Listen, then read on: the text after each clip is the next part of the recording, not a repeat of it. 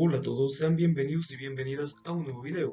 Hoy hablaremos acerca del virus de inmunodeficiencia humana, también conocido como VIH, el cual produce el SIDA. Es de la familia de los retrovirus, los cuales probablemente sean el grupo de virus más estudiados en el ámbito de la biología molecular. Estos virus son virus de ácido ribonucleico de cadena positiva, con envoltura, con morfología y forma de replicación 1. El SIDA es la última etapa clínica de la infección por el VIH, es de evolución crónica y de comienzo agudo o asintomático, que genera una disfunción progresiva irreversible de la inmunidad, siendo diagnosticable, prevenible. Aunque no hay cura, actualmente hay un tratamiento sumamente efectivo, que prolonga la calidad de vida y esperanza del paciente. En cuestión de su epidemiología, el SIDA se detectó por primera vez en Estados Unidos, en hombres homosexuales. Aunque se ha extendido de forma mundial, su epidemiología y su incidencia ha disminuido a partir del año 2011. Esto debido a la campaña de prevención. Actualmente en el mundo se calcula que hay 60 millones de personas infectadas. Es la cuarta causa de muerte a nivel mundial. El 80% de las infecciones se producen por una relación sexual no protegida, 75% en una relación heterosexual. En los niños, el 90% lo adquieren por contagio vertical. Por vía parenteral, del 5 al 10% lo adquieren usuarios de drogas. A pesar de que su origen no es claro, el VIH procede del virus de inmunodeficiencia de los simios, y a nivel genético se parece sobre todo al virus de los chimpancés. El VIH-2 se parece más al virus de inmunodeficiencia del simio. La primera infección en el ser humano se produjo en África antes de los años 30, pero pasó desapercibida en zonas rurales. La migración de individuos infectados hacia las ciudades y el aumento del uso de jeringas no esterilizadas después de los años 1960 introdujo el virus en los centros de población, así como la aceptación cultural de la prostitución facilitó su transmisión. Bien, antes de hablar de un contexto nacional, hablaremos acerca de la distribución geográfica cosmopolita. La infección por VIH-1 se está extendiendo por todo el mundo, y el mayor número de casos de SIDA corresponden al África subsahariana, aunque el número de casos también crece en Asia, Estados Unidos y el resto del mundo. El VIH-2 es más frecuente en África, especialmente en África Occidental, que en Estados Unidos y otras regiones del planeta. La transmisión heterosexual es la forma principal de transmisión del VIH-1 y del VIH-2 en África, tanto en hombres como en mujeres. Pueden estar igualmente afectados por este virus. El VIH-2 produce una enfermedad semejante pero menos grave que el SIDA. Ahora hablaremos acerca de la epidemiología en México. Centrándonos en la epidemiología a nivel nacional, hasta el 30 de junio del año 2009 se han registrado 12 millones de casos de SIDA. El 70% corresponde a un grupo de 15 a 44 años. El 96% de la transmisión fue de forma sexual. Existen tres formas de transmitir el virus del VIH: la transmisión sexual, la transmisión parenteral y la transmisión vertical. Hablando de la transmisión sexual, se refiere a aquella transmisión que se da por relación sexual, puede ser vaginal o anal. La presencia del virus del VIH en sangre, semen y secreciones vaginales de los individuos infectados y el prolongado periodo de infección asintomática son los factores que han favorecido la diseminación de la enfermedad por contacto sexual y por contagio con sangre y hemoderivados. Transmisión vertical o transmisión perinatal. Ocurre una transmisión a nivel intrauterino, a nivel periparto o a nivel del parto, así como en leche materna. El feto, bebé o recién nacido puede adquirir el virus a partir de una madre infectada. Existirán distintas medidas precautorias para evitar que se transmita el virus en cualquiera de estas tres entidades. Por ejemplo, el uso de cesárea para evitar que el bebé se lacere al descender por el canal vaginal. Finalmente, la transmisión parenteral o inoculación en sangre se da por transfusión de sangre y hemoderivados, compartir agujas entre adictos a drogas por vía parenteral, pinchazos con una aguja, herida abierta y contacto con membranas mucosas en personal sanitario, así como agujas de tatuajes. Vías que no provocan la transmisión del VIH. El VIH no se transmite por contacto casual, manos, abrazo, beso, tos, estornudo, picaduras de insecto, agua, alimentos, utensilios, retretes, piscinas o baños públicos, debido a que la carga viral es muy baja o casi nula para provocar un proceso infeccioso o inoculación dentro del otro paciente. Ahora hablaremos de la población de máximo riesgo. La población que presenta un riesgo máximo de contraer una infección por VIH son las personas sexualmente activas, homosexuales y heterosexuales, los drogadictos por vía parenteral y sus parejas sexuales, los recién nacidos de madres positivas por el VIH, y existe una representación desproporcionada de afroamericanos e hispanos en las poblaciones positivas por el VIH. Tal como se ha indicado inicialmente, el SIDA se describió en hombres jóvenes homosexuales, promiscuos y todavía abundan en comunidades homosexuales. Las relaciones sexuales anales son un modo eficaz de transmitir el virus. Sin embargo, las relaciones heterosexuales por contacto vaginal y el consumo de drogas por vía parenteral se han convertido en las vías principales de transmisión del VIH en la población. La frecuencia del VIH en los drogodependientes se debe a la costumbre de compartir las agujas de las jeringas contaminadas, lo cual constituye una práctica bastante común en los recintos en los que los drogodependientes acostumbran a inyectarse. Solamente en la ciudad de Nueva York, por ejemplificar algo, más del 80% de los drogadictos por vía intravenosa son positivos al análisis de los anticuerpos frente al VIH, y actualmente son la principal fuente de transmisión heterosexual y congénita del virus. Las agujas para tatuajes y la tinta contaminada son otros posibles mecanismos de transmisión del virus. Con anterioridad al año 1985, los individuos que recibieron transfusiones de sangre o trasplantes de órganos y los hemofílicos que recibían factores de coagulación de sangre mezclada presentaban un riesgo muy elevado de contraer la infección por el VIH. El virus se diseminó en muchos países a través de profesionales sanitarios que compartían o utilizaban de manera incorrecta agujas de jeringas o ciertos instrumentos. Los profesionales sanitarios corren un mayor riesgo de infección por VIH por pinchazo accidental con una aguja, cortes o contacto de la sangre contaminada, con una pequeña herida de la piel y la membrana mucosa. Afortunadamente, los estudios de las víctimas de pinchazos de agujas han demostrado que se produce cero conversión en menos del 1% de los que han estado en contacto con sangre positiva para el VIH. Aunado a eso, actualmente existe una profilaxis para evitar que se desencadene este proceso infeccioso.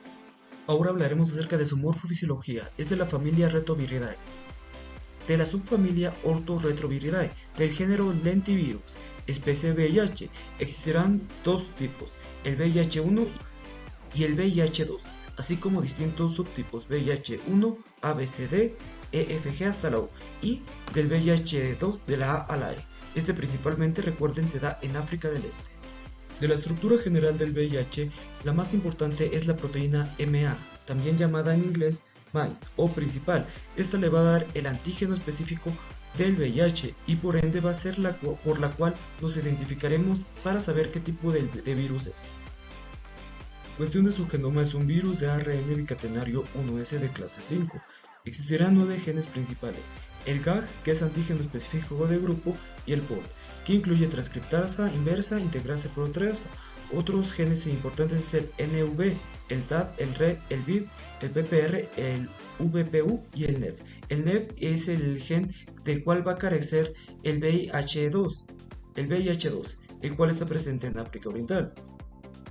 En esta imagen de microscopio electrónico podemos ver estos retrovirus. Cómo el virus de la inmunodeficiencia humana se observa la nucleocápside en forma de cono. El ciclo vital del VIH se resumirá en 6 etapas: enlace y fusión, transcriptasa inversa, integración, transcripción, ensamblaje y gemación. El virus de la inmunodeficiencia humana infecta principalmente linfocitos TSD4 y células de la triple mieloide, los cuales será conformada por monocitos, macrófagos alveolares del pulmón, células dendríticas y de la microglia. El virus provoca la infección lítica de los linfocitos TSD4 permisivos e induce la apoptosis de los linfocitos TSD4 no permisivos. El virus produce una infección persistente, productiva, de bajo nivel y una infección latente de células de la triple mieloide, de los linfocitos T de memoria. El virus provoca la formación de sincitios en células que expresan grandes cantidades de antígeno CD4, con las subsiguientes lisis de las células. Primero, el virus altera la función de los linfocitos T y de los macrófagos. El virus reduce el reencuentro de los mismos de los TCD4 y el mantenimiento por parte de los linfocitos T, cooperadores de linfocitos TCD8. Los macrófagos y otras funciones celulares también se ven mermadas por esto. El número de linfocitos TCD8 y la función de los macrófagos se reduce. Esto va a desencadenar un proceso de inmunodeficiencia. El VIH va a tener un tropismo celular por los linfocitos TCD4 y otras células tiernas, como ya mencionamos, los linfocitos TCD8, macrófagos, linfocitos B, natural killer, células dendríticas, células de Langerhans y las células del cerebro de la microglía. Bien, esto es en cuestión de la formación de los sitios que produce el VIH. Historia natural del SIDA. Se dividirá en periodo prepatogénico y periodo patogénico. En el periodo prepatogénico existirá la tríada natural de la enfermedad, así como la puerta de entrada, es decir, la forma en la cual el VIH se introduce al cuerpo, piel, mucosa, vía hematógena. El periodo patogénico se dividirá en un periodo de incubación, que dura de 3 a 6 semanas, donde ocurre el ataque a los linfocitos CD4, la fase aguda, fase que puede ser sintomática o asintomática, donde se puede detectar el VIH, aproximadamente unos 6 meses. La fase intermedia ocurre un deterioro inmunológico general, y aquí comienza el desarrollo del... Y finalmente, la fase de crisis o SIDA como tal. En esta ocurren enfermedades oportunistas, histoplasmosis, aspergelosis, candidiasis esofágica, así como sarcoma de Kaposi. La fase precoz o aguda se desarrolla en 3 a 6 semanas después de la exposición al VIH. Puede ser asintomática en un 50% de los casos. Los síntomas coinciden con viremia elevada, así como linfocitos CD4 disminuidos. Se pueden parecer estos síntomas a los de la gripe o a los de la mononucleosis, con una meningitis aséptica o un exantema que aparece hasta 3 meses después de la infección. Encontraremos malestar general, mialgias, anorexias, diarreas, náuseas, sudoración nocturna. Y en mononucleosis aguda encontraremos faringitis, linfadenopatías y fiebre de 38 grados. La fase crónica o intermedia tendrá una duración variable de 5 a 10 años. Existirá un deterioro progresivo en la inmunidad celular, así como una escasa sintomatología, la cual solamente se traducirá en una adenomegalia periférica palpable. Esta etapa es de latencia clínica, más no virológica. La fase de crisis tendrá un promedio de 10 años. Existirá una etapa de inmunosupresión celular grave, así como una replicación viral elevada. Por 10 linfocitos, 1 estará infectado. Esto generará la presencia de enfermedades oportunistas, poniendo en un riesgo elevadísimo la vida. Dentro de las distintas infecciones que encontraremos estarán las fúngicas. La primera indicación franca de SIDA puede ser la infección oportunista del hongo Candida albicans. También existirán otros tipos de hongo. Por ejemplo, la Pneumocystis jirovecii, la criptococcus, la histoplasmosis y la coccidomicosis serán hongos que provocarán una neumonía en el paciente.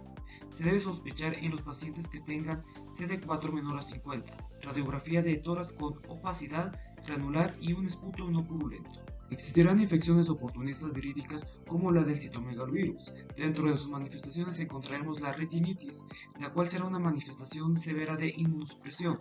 Probablemente es la infección oftalmológica oportunista más frecuente en los pacientes. Se diagnostica por medio de fondo de ojo. Los pacientes que viven con SIDA presentarán diarrea crónica, que se acompaña de pérdida de peso y dolor abdominal, los cuales serán causados principalmente por los agentes etiológicos de Salmonella, Shigella, Campylobacter, Mycobacterium avium, Cryptosporidium e Isospora belli. El sarcoma de Kaposi es la neoplasia más frecuente en pacientes con SIDA causados por el virus herpes tipo 8. Se caracteriza por máculas o nódulos violáceos de diferentes tamaños.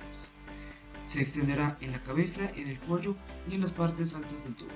A nivel del sistema nervioso central ocurrirá una encefalitis subaguda, lo cual consiste en atrofia cerebral generalizada. Esto estará provocado por el virus citomegalovirus y el toxoplasma gondii. Clínicamente se caracteriza por la aparición de un cuadro de demencia que se acompañará de un trastorno conductual y alteraciones motoras. El diagnóstico será epidemiológico clínico y se confirmará por laboratorio. El cribado para la detección del VIH consistirá en la realización de 2 pruebas ELISA, las cuales tendrán como objetivo la detección de anticuerpos anti-VIH. El 50% tendrá una sensibilidad a las 3 semanas posteriores a la infección del VIH y tendrá una sensibilidad del 95% después de las 6 semanas. Se realizarán 2 pruebas. Si las 2 salen positivas, se realizará una prueba Westerlo, la cual será confirmatoria. Esta detectará las proteínas específicas del VIH, el cual será positivo CE2 o más varias. Ahora hablaremos acerca de su tratamiento y prevención. De primera instancia cabe resaltar que el VIH es lábil a temperatura de 60 grados. Al alcohol es intracelularmente estricto, por ende no sobrevive al ambiente después de 5 horas fuera del organismo. Para el tratamiento del VIH se utilizarán inhibidores de proteasa de primera instancia, saquinavir, ritonavir, indinavir, nirfinavir, aprenavir. También se pueden utilizar de segunda elección o combinados sindutubina, dianosina, salcitosina, estandovina, lamidovina y abacavir. También se pueden utilizar inhibidores de transcriptasa inversa no análogos a los nucleósidos, como nevirapina, delaviririna y efaribens. Finalmente, los inhibidores de fusión, siendo el Fuseon el único medicamento de este tipo en el mercado.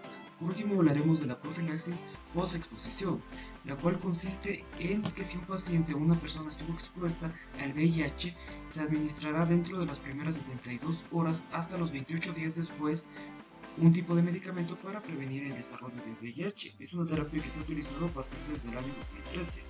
¿Cómo lo vamos a prevenir o con qué medicamentos? En adultos se utilizará tenofovir combinado con lamidovina y en niños se utilizará la cidobudina y la lamidovina. Con esto finalizamos el video del día de hoy. Les pido por favor que compartan el video, le den like al mismo y se suscriban al canal. Muchas gracias, hasta luego.